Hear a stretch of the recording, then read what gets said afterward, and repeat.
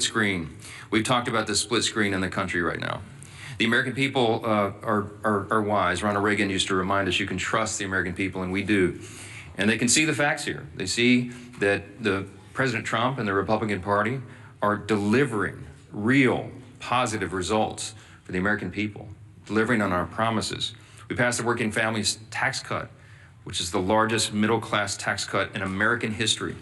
We signed into law as part of that, no tax on tips, no tax on overtime, big savings for those on Social Security. We strengthened Medicaid with popular, common sense reforms that strengthens the program. We've improved healthcare access in rural communities, and we have reduced premiums. There's a lot more work to be done there. It's the Republicans who are delivering those reforms. We restored American energy dominance. We got the border crisis solved. We are reducing and handling the crime crisis in city by city around America. And we have restored peace through strength. That is on one side of the screen. Over the past 34 days of this shutdown, the Republicans have been the only ones working in good faith to end the shutdown and get everyone paid and get the services flowing again. And we have voted that way 14 times. That's on one side of the screen. On the other is the Democrats. And it's such a stark contrast. Because in the last 10 months, the only thing that party has accomplished for the country is to shut down the federal government and cause this pain. The past 5 weeks have been painfully clear that Democrats are not interested in doing their most basic job. And we explained here yesterday, all of this is motivated by one thing and one thing alone. The Schumer shutdown was never about health care or any other policy that they claim now. They can't even decide amongst themselves what it was about. Some have said it's the Seinfeld shutdown because it's about nothing. But I'll tell you what it is ultimately about, truly. And this is something that can be demonstrated and everyone here knows it's true. As I summarized yesterday, the Schumer shutdown was never about health care or any other policy. It is about fear. It's about fear. Right now, the Democrats fear political retribution from the far left activists in their party more than they fear the consequences of keeping the government closed for weeks on end. They fear political retribution from far left activists more than families going hungry and workers missing paychecks. That is a fact that they are demonstrating day after day and vote after vote. It's gotten so bad for them that even their traditional allies are losing patience now. The head of the Teamsters Union had a blunt message to Democrats a couple of days ago, quote, "American workers are not bargaining chips. Senators need to stop screwing around and pass the House-passed clean short-term funding bill," unquote. And it's not just the Teamsters, as you know. AFGE, the largest union of federal workers, had the same plea. And so did the National Association of Air Traffic Controllers, the Coalition of Airline Pilots Association, the NetJets Association of Shared Aircraft Pilots, the Allied Pilots Association, Southwest Airline Pilots Association, the New York Steamfitters Union. It goes on and on and on. These organizations have traditionally backed the Democrats for decades. That has been true. They represent tens of thousands of working Americans, all these associations together. And now they're calling on the Democrats to drop their partisan demands and reopen the government. Stop inflicting this pain on the American people because you are afraid of your far left base. And how did the Democrats respond to all this? They're gaslighting the American people and even their own base. The truth is the Democrats have lost touch with working Americans because they've simply stopped listening and stopped serving them. And every few months, after leaning harder into their woke identity politics, they commission an expensive study to try to figure out why working class voters have completely abandoned them in the Democrat Party. Here's a recent finding. This is a left-leaning research group that surveyed 3,000 working class Americans. This was published in Politico November 2nd. Quote, this is the finding: working class voters perceive Democrats to be woke, weak, and out of touch, too focused on social issues, and not nearly focused enough on the economic issues that impact everyone every day, unquote. And here's the kicker. They also said working class voters, quote, can't name what Democrats stand for other than being against Donald Trump. Well, good luck with that as a message to the people. Of course, you don't need a months-long study to tell you that Democrats are woke and weak. You simply need to look around. As the Democrats continue to pander to their radical base of affluent progressives, President Trump and Republicans are building a new multi-generational coalition of voters that is grounded in common sense.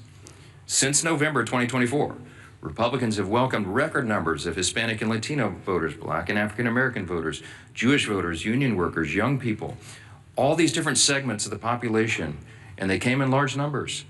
People everywhere can see clearly who's fighting and voting here every day and delivering for them.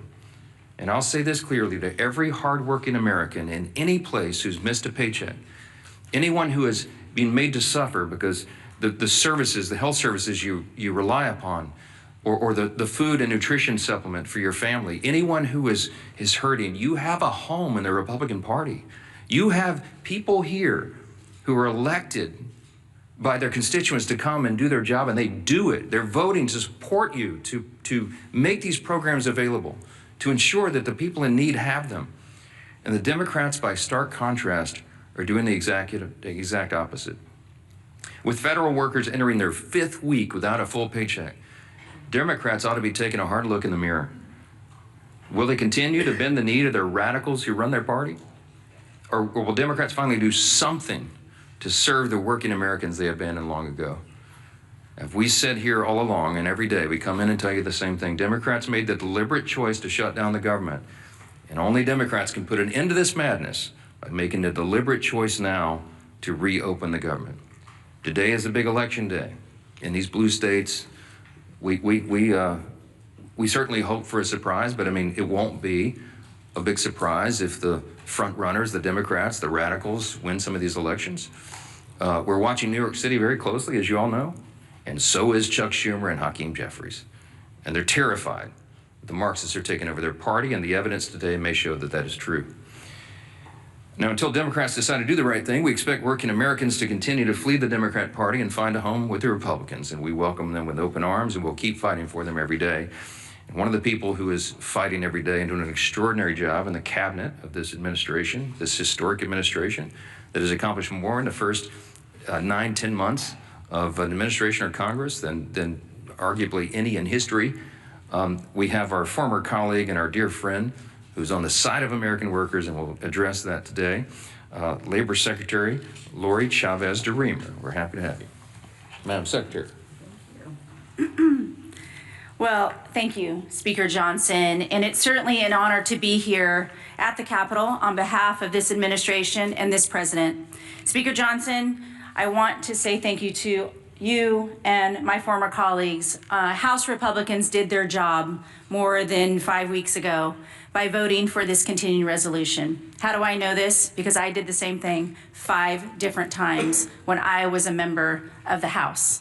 It was one of the easiest votes for me to take, because you do not play games on the backs of the American people.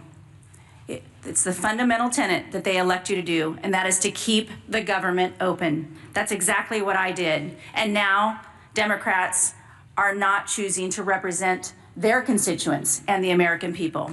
What does a shutdown do? 42 million Americans are going without their SNAP benefits. Air traffic controllers are working around the clock to keep Americans safe, without sleep, without paychecks, and they are required to do their job. Small business owners are not getting $4 billion in small business loans to keep their doors open. How can the economy continue to grow? We are losing $15 billion a week in GDP because of this Democratic shutdown. American workers are suffering. Prominent unions are speaking out. Our friend Sean O'Brien, as the Speaker said, was at the White House begging Senate Democrats to open up this government. American workers, 1.3 million Teamsters are represented by Sean O'Brien. He mentioned they cannot be used as political pawns.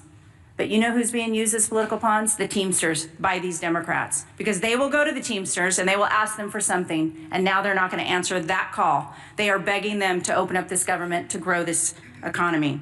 Other unions as well, manufacturing, building trades, industry-specific skilled trades.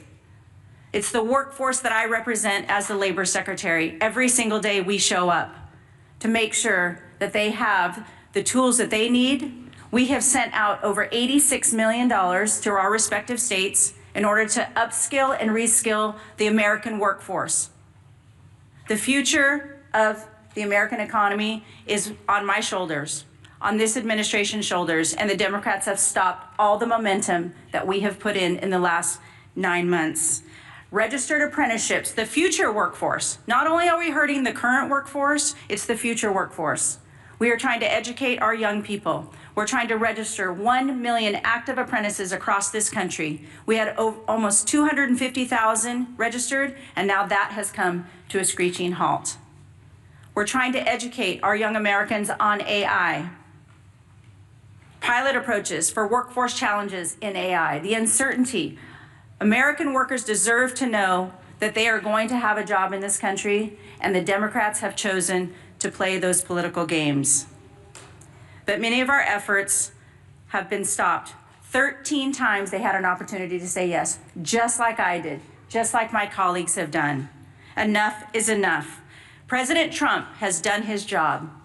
Not only has he leveled the playing field with tariffs, not only has he welcomed great trade agreements, he has worked most recently with South Korea and Japan to bring hundreds of millions of dollars back to this country for the shipbuilding trades. I have been working around the clock to make sure that we can protect our national security for this country, and now that has also come to a stop. We are hurting American workers. We need to get them back to work. We need to grow this economy. We need to get their paychecks back in their hands so they can provide for their families, put gas in their cars, pay their mortgages, turn on their lights. I'm talking to all of you American workers out there. We're here for you. We're going to continue to fight through this shutdown, and I am begging these Democrats to show up, do their job, and open up this government. 35 days is far too long for the American people. Enough is enough. I'd like to turn it over now to my Chairman Wahlberg, Education and Workforce Committee. And again, on behalf of the President, it is an honor to serve him. It is an honor to serve the American people, and an honor to get up every single day and do this job for the American men and women of this country who are building back the United States. Thank you. Well said, Madam Secretary. And I've worn out my voice, Mr. Speaker, over the course of the last 5 weeks all across my district, from Lake Erie to Lake Michigan, from Detroit to Grand Rapids, from South Bend to Toledo, Ohio. Getting the message out that Republicans did what we needed to do to keep this country moving forward.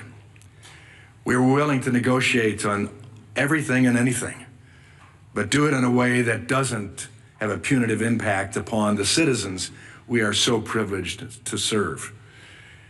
And Madam Secretary, we're looking forward to Workforce Pell being initiated and getting more people trained for the workforce for the jobs that we need. And this stutter that's gone on now for 35 days doesn't help us get it up and running well as a result of the One Big Beautiful Bill and what we've done there and many other things for education and the workforce. It's now been over a month since Democrats shut down the government, and the American people are feeling the impacts. Workers and families don't know when they'll receive their next paycheck. Service members and men and women who keep us safe may not be able to feed their families. Air traffic controllers are working double shifts along with TSA that I greeted last night and thanked for working without a paycheck in sight. These are proud Americans who are working hard to keep our communities running, and the Democrats are making sure they won't get paid. The Democrats are making sure they won't get paid. Did I make that clear? We've tried to do that all across the media networks in Michigan, and I think it's working. Similarly, businesses across the country are facing mounting uncertainty. Groups like the Job Creators Network and National Restaurant Association are raising the alarm about millions of workers and businesses at risk of closing because of the shutdown. And according to the American Hotel and Lodging Association, the economy loses $31 million per day from lost hotel revenues. Virtually every sector of our economy is hurting because of this foolhardy Democrat shutdown. And since the start of the shutdown, More than 4,800 small businesses have been unable to access the Small Business Administration loans. I've sat with some of those businesses. I've heard their concerns.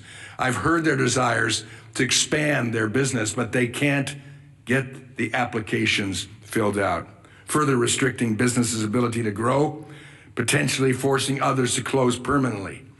What's more, this shutdown has disrupted the data that drives the economy. Jobs, prices, paychecks, the data that guides it all has stopped flowing, and that is hurting workers, families, and job creators. In my home state of Michigan, we're losing more than $360 million in economic activity every week, week upon week. That means every week workers, job creators, and communities lose out on chances to thrive as families struggle to put food on the table. But Democrats don't seem to mind. We've all heard House Democrat Whip Catherine Clark's interview describing the suffering of families as leverage to promote health care to illegal aliens. And then there's the Senate Democrat leader, Chuck Schumer, and his comment that every day gets better for us. How cruel, how unfeeling, how uncaring. Clearly, the Democrats are so wrapped up in DC politics, they've forgotten what really matters, helping the Americans thrive. Now, labor unions, as the speaker pointed out, who overwhelmingly supported Democrat politicians and left-wing causes, are calling for Democrats to vote for the House Republican-passed clean continuing resolution. We passed it. We funded government. We didn't shut it down. The American Federation of Government Employees, Steamfitters Local 638, Teamsters, and pilots unions are calling for the government to reopen because livelihoods are being crushed. Our nation's children are being impacted too, and I'm concerned about that. Some Head Start programs, some of those small little seats that I've sat in, hearing about what good work is done for these families and kids. Head Start programs, because of the Democrat unfunding of them, will not receive federal grants despite being the only option for many low-income families. That will lead to disruptions that will force families to go without child care as programs face dwindling funds or go without funding entirety. We funded it in the House. The Senate Democrats need to do the same. If the COVID-19 pandemic taught us anything, it's how bad any disruption to a child's life can be. Long-term school closures exacerbated learning loss and caused skyrocketing truancy. How long do the Democrats need to keep our government shut down before they see the real harm they're doing to Americans' children? The Democrat government shutdown has gone on far, far too long. And the longer it lasts, the worse things get for the American people. This is the first time in history, if you might be reminded, the first time in history a political party has shut down the government over a clean CR. The Democrat petty partisanship is hurting workers and families across the country. The shutdown is also showing Americans just how far the Democrats will go to promote their out-of-touch agenda, even if it means holding the American people hostage for more than a month. America's workers, families, unions, and job creators have all spoken. Chuck Schumer, pass the clean CR and reopen the government immediately. I hope the Democrats are listening, at least 5 of them. Republicans have listened and voted to fully fund the government, coming on 15 times as of today. It's time for 5 more Democrats, including my 2 members from Michigan, to vote the same way. For the children, as Nancy Pelosi has famously said. Do it for the children. Do it for Americans. I now am pleased to turn over the podium to a great leader, Leader Scalise. Thank you, Chairman Walberg and Secretary Chavez-DeRemer. It's great to have you back here in the House. I'll start by joining in with what the Speaker said and extending my condolences to the family of Dick Cheney. Of course, served 8 years as President George Walker Bush's vice president, served in so many other important roles in government, started as a member of this House of Representatives, and lived an incredible life. And we mourn his passing and extend our prayers to the Cheney family. As we look at potentially another vote today in the Senate to try to have a breakthrough to open up the government, let's remember when the Senate votes today, they're not voting on some big, massive omnibus bill, a bill that resolves all of our differences. You know, if you're one of these Democrats, and it only takes 5 to get this government back open, and you're struggling with this decision, do you offend your far left radical base? It's about to elect the new leader of their Democrat Party in Mondami in New York. Or do you stand up for the tens of millions of people around the country who are actually suffering? And if you vote yes today, are you giving anything up? What's in that bill? A clean continuing resolution that violates any of your principles? There's nothing. Again, that bill does not solve our differences. That bill just keeps the lights on. That bill just allows federal workers to get paid for the work that they're doing. Those that have to show up and work and keep our airports open. The air traffic controllers who are working under high, incredible stress in a normal time so that planes can land and take off safely with 150 plus people on each one of those planes, without worrying about the stress that as soon as they get off the job, they've got to go do a second shift as an Uber driver because they can't put food on the table because Democrats shut down the government. Hopefully they weigh that when they cast their vote today. And we see every day, of course, unfortunately, more and more consequences to the suffering Democrats are causing. We know on the SNAP program, 42 million people. And yes, the courts are trying to work with the White House to find ways to move some other money around. But as we know, even if they're able to move money around, it doesn't make that program whole. The only way to make the SNAP program whole is by Democrats opening up the government. It's real straightforward. You vote yes or no. You vote yes because you want to put food on the table for 42 million low-income families.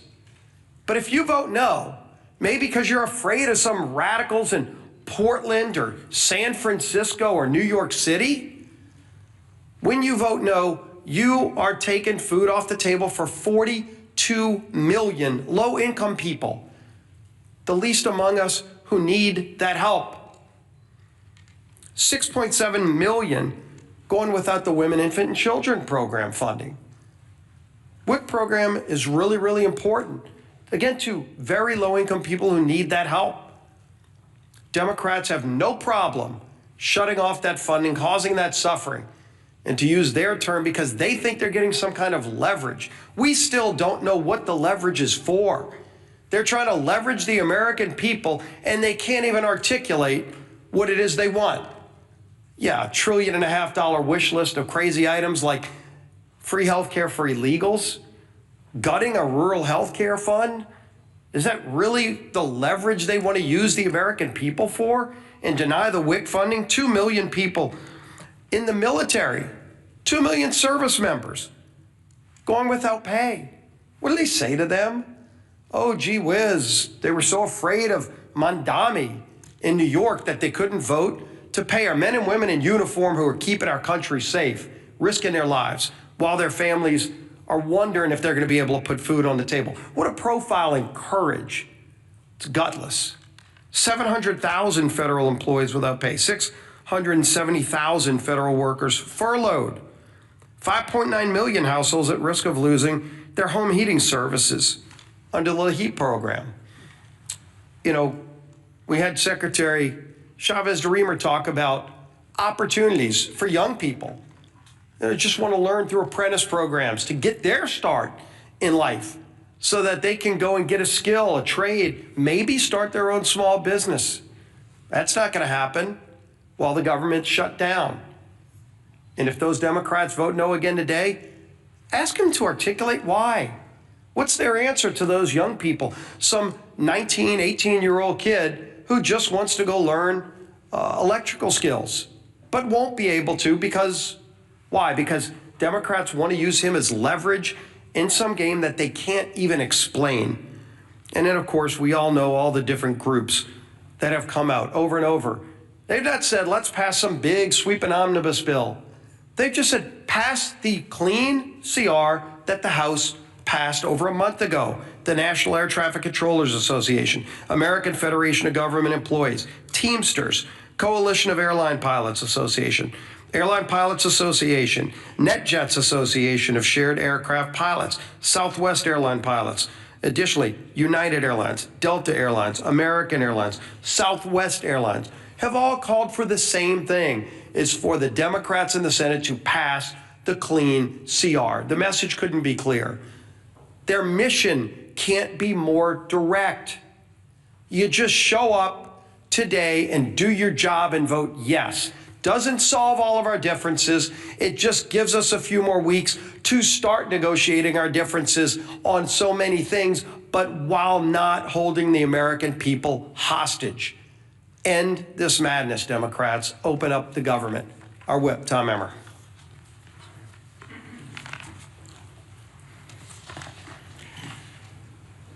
The Democrat government shutdown, spanning 35 days and still counting, is now tied for the longest government shutdown in U.S. history. Chuck Schumer and company are going down in the history books for being total obstructionists over a nonpartisan government funding bill. Meanwhile, it's hardworking Americans who are being forced to pay the price. Federal workers are turning to local food banks to feed their families. Head Start programs are beginning to close, as Chairman Walberg mentioned. Thousands of flights are getting delayed due to staffing shortages. Small businesses that contract with the federal government have already lost an estimated $12 billion. Even unions, as you've heard, which traditionally have favored our colleagues on the other side of the aisle, are begging for them to end their needless shutdown charade. The good news is, I think we've reached the real inflection point. Today is election day in several states, and we're hopeful that after today, the Democrats won't be as concerned about holding the line in order to appease the Kami Mamdani and Omar Fata wing of their party. And maybe, just maybe, at least 5 Senate Democrats will finally come to their senses and join us by passing our clean CR to reopen the government. The ball is in their court. Republicans have done our job. The question is, are Democrats willing to put politics aside long enough to do theirs? I hope the answer is yes, sooner rather than later. The American people deserve better. Chairwoman McLean. Thank you. And thank you, Chairman Walberg and Secretary Chavez-Dreamer. It's good to see you again. Thank you for your words of wisdom. But again, here we are today, and I want to be very clear about the consequences of the Democrats' actions. 42 million Americans will lose their SNAP benefits because they voted to shut the government down. Air traffic controllers, TSA agents, and federal law enforcement officers are working without pay because they voted to shut the government down. Democrats have weakened our military, threatened families, and held hard-working Americans hostage. Why? All because they voted to shut the government down. And why did they inflict this pain? Because Democrats wanted leverage. Leverage to appease their radical base with more wasteful spending. And don't take my word for it. They've admitted this countless times. They're not even ashamed of this. And today we'll prove it again when the largest federal workers union called on Democrats to end the shutdown. What Democrats do? They still voted no. When air traffic controllers unions asked them to support the clean CR to make sure that the government stayed open, Democrats voted no. And when nearly 500 small businesses and travel organizations warned the shutdown is crushing them, what Democrats do? They voted no. But the socialist wing of their party wants government-run health care, taxpayer-funded benefits for more illegals, and another $1.5 trillion in wasteful spending. That's what your Democrats want. Enough is enough. We aren't going to let your socialist base call the shots. To every Democrat watching, hear me when I say this. It is time to stop holding the American people hostage. Just because you are being held hostage by your socialist base. End the shutdown, end the pain and suffering for the American people of which you represent, and end it now, please. All right, thanks again, Mr. Chairman, Madam Secretary. I know you all are busy. We're glad you're here and grateful to have you. Let's take some questions. Front row, front row. There's been reports of bipartisan talks from senators to reopen the government, to move forward on ACA votes. Are you or other top House GOP members in the loop with these conversations? Are you present in these meetings? No, not present in the meetings. I know about as much about it as you do. I know there are, we hope, we pray, a handful of moderate and centrist Democrats left among the Democrats in the Senate, where the whole country is counting upon them. I have said here, I do not expect that Chuck Schumer or Hakeem Jeffries will ever vote to reopen the government. I don't think that they're willing to face the wrath of the leftist base. They see what's happening in New York City and in their state of New York, and they're terrified by that. I mean, we've made that very clear, and I think the evidence speaks for itself. So we're going above the heads of the so-called leadership, and we are appealing to the consciences of a handful of people in the Senate who want to do the right thing and just stop the pain for the American people. And we pray that today is that day. Maybe tying for the longest shutdown in history is something that they can claim as some sort of success. But it's sickening. It's sickening to see a political game being played. We're not playing a game here. We never were. Back on September 19th, to remind you all again, we passed a clean, nonpartisan CR. It's 24 pages in length, had not a single Republican priority on it. Why? Because we did it in good faith, because we didn't want this eventuality to occur. We knew it would be too painful for the people, and that's why we've always done the right thing, as everyone has said over and over. Now they won't, and we all know why. Yes, sir. No.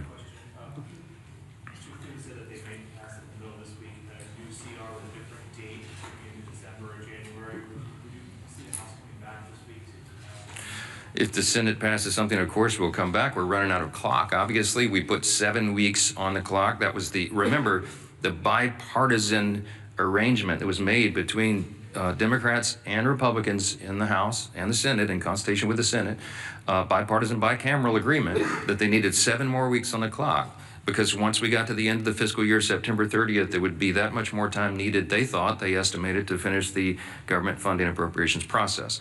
The Democrats have played games, and we've lost so many of those days now. So if they extend it, obviously that logically makes sense to us. I am not a fan of extending it to December because, let's be frank, a lot of people around here have PTSD about Christmas omnibus spending bills. We don't want to do that. It gets too close, and we don't want to have that risk. Well, we're not doing that. We're not doing that. But too many people have concern.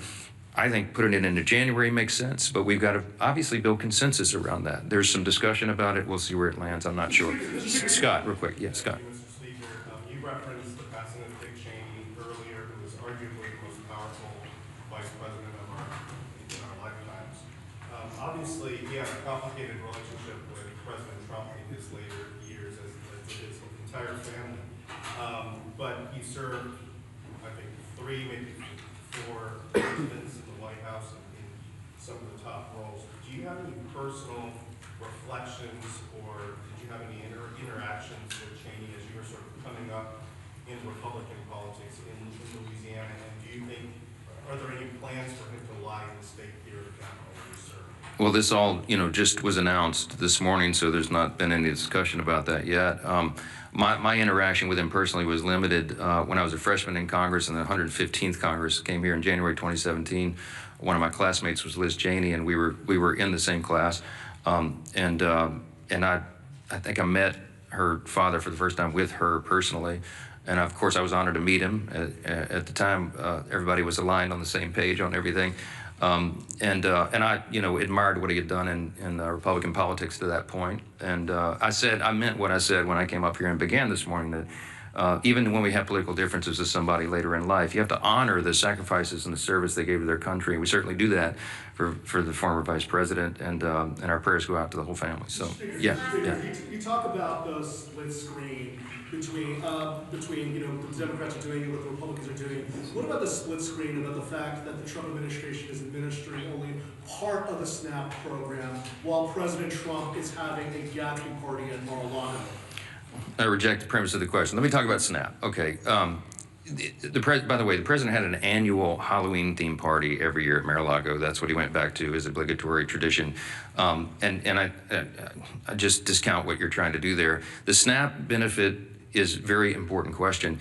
The White House has bent over backwards, as we've recounted here every morning, to make sure that Americans' pain is mitigated as much as possible, reduced as much as possible. So we got the troops paid. They made creative solutions for that. The WIC funding for women, infants, and children.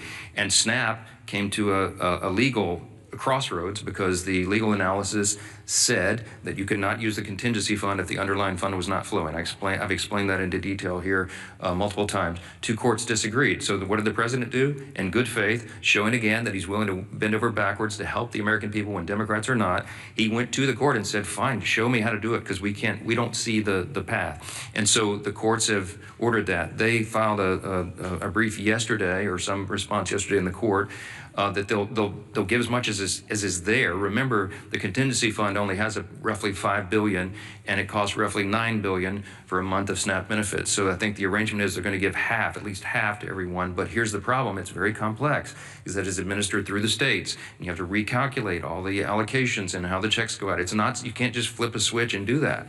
It's a lot of work that goes into it. So I can tell you that the president is dialed in on this. The president is trying to protect and cover the American people, as he always does. The president is trying to get the government open again.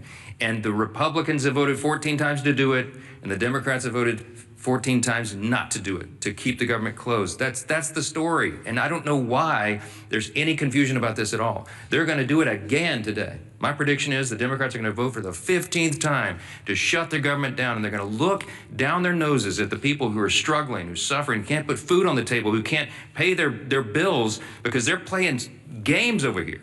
It is absolutely unforgivable in my view.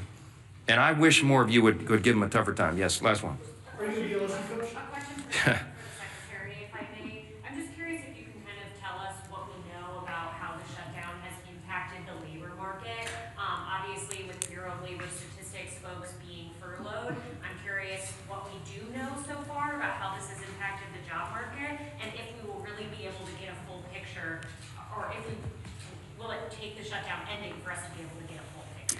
Yeah, thank you for the question on the Labor Department, and specifically BLS, the labor statistics, how important those data points are in order for the markets, in order for employers to understand what the workforce is needed. We are not able to release a lot of those reports because we have those furloughed employees. So once the government is open, we will get right back to work in releasing that. We released one report earlier this month because that was required by law, and the CPI, in order to talk about Social Security checks for 2026, that had to be calculated. So we brought some workers back for that, but we will not be able to release the other data points. As far as the Department of Labor goes, as was mentioned, when we're talking about the SNAP program, one of the other programs that we're definitely concerned about, and we've sent letters out to all 50 states, is unemployment insurance. As delivered by those states, that will be the next thing that we have to be concerned about. If people stop receiving their unemployment insurance, will be another detrimental fact to the American workforce. So that is what we're focused on now. We need this government open. We need to get back to work for the American people. The American workers deserve to know where their next paycheck is coming from, and the American economy deserves the American workers there. So yes, this is impacting the labor force. I would imagine we're going to see more and more things every single day that this government is shut down. It is going to affect the American economy. And so we're working hard at the Labor Department to make sure that we can keep everything running that we can. But right now at this point, we're working off our back the back heels of us, and we have to do everything we can. So it's important to get as many statistics out as we can, but we haven't been able to do so. So we're working hard for the American people. We need this government open to do so and to continue. Thank you. Real quick, do you support ICE raids in districts like Speaker Johnson's district, the Republicans up here on stage, in the agriculture and hospitality sectors? Well, one of the things we focus on is all of the programs in order to support the American people. Certainly, the president has been clear. We secured that border. We're going to continue to work on behalf of this administration to focus on the American people, American first policies, and the American workforce. Thank you. Thank you. What about LSU? Thank you.